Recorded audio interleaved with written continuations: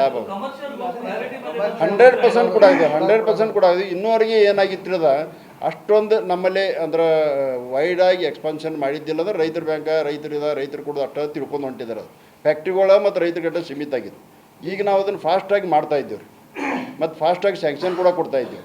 ಯಾಕಂದ್ರೆ ಕೋಆಪ್ಟಿವ್ ಒಂದು ಸಿಸ್ಟಮ್ ಅದ ನಮ್ಮಲ್ಲಿ. ಈಗ ಇವತ್ತು ಮೀಟಿಂಗ್ ಆಯ್ತು ತಿಳ್ಕೊಂಡು ನಾವು ನಾಳೆ ಅರ್ಜಿ ಕೊಟ್ಟಂದ್ರೆ ಮತ್ತೊಂದು 2 ತಿಂಗಳದಾಗ ನಮ್ಮ ಮೀಟಿಂಗ್ ಆಗೋದು. ಅವತ್ತಾಗ ನಿಲ್ಲವ್ರು ಏನವ್ರ.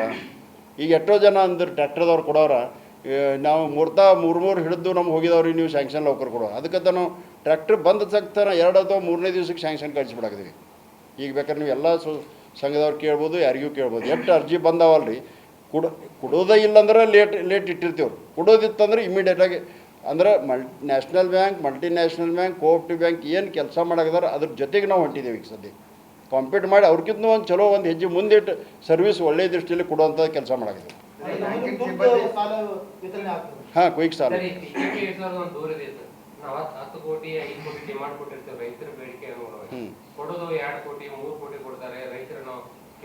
ಇಲ್ಲ ಡಿಮಾಂಡ್ ಕೇದಟ್ಟು ಕೊಡ್ತೀವಿ. ಅದಕ್ಕೊಂದು ಕೋಷ್ಟಕ ಅದ ರೀ.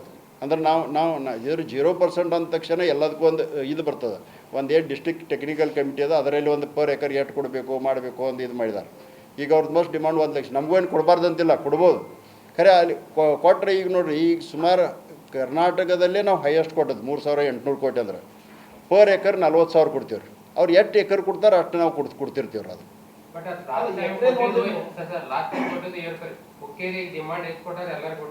ಇಲ್ಲ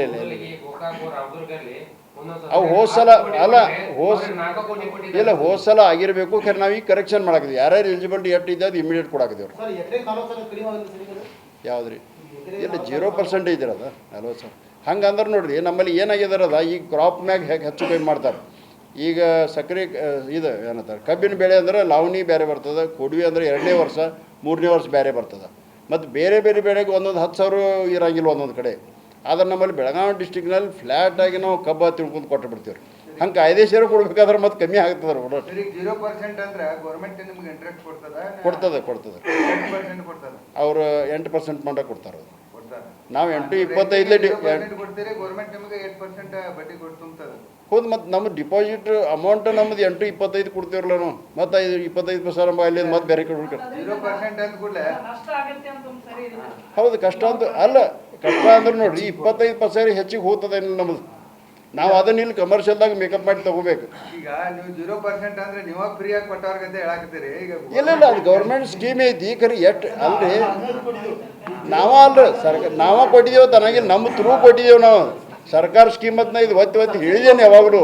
ಮೊದಲಿಂದ ಆದ್ರೂ ಹೇಳಿದಾನ ಇದು ಸರ್ಕಾರ ಸ್ಕೀಮ್ ಐತಿ ಅಂತ ಹೇಳಿದಾನ. ಖರೆ ಅವ್ರ ಬಡ್ಡಿ ನೋಡ್ರಿ ಒಂದೊಂದು ವರ್ಷ ಆದ್ರಿಗೆ ಬರ್ದಿಲ್ಲ ಅವ್ರದ್ದು. ಜರ ಕೇಳಿ ನೀವು ಬರೀ 8% ಬರ್ತಿದ್ದೆ ಅಂತ ಅಷ್ಟ ಅಂತೀರಿ.